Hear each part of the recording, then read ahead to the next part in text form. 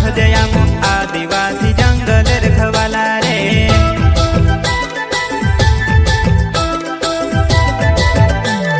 चल जंगल जमीन काज पूजे रे आदिवासी दुनिया ने रखवाला रे। बाप देव खतरी काज पूजे रे आदिवासी सबसे निराला रे।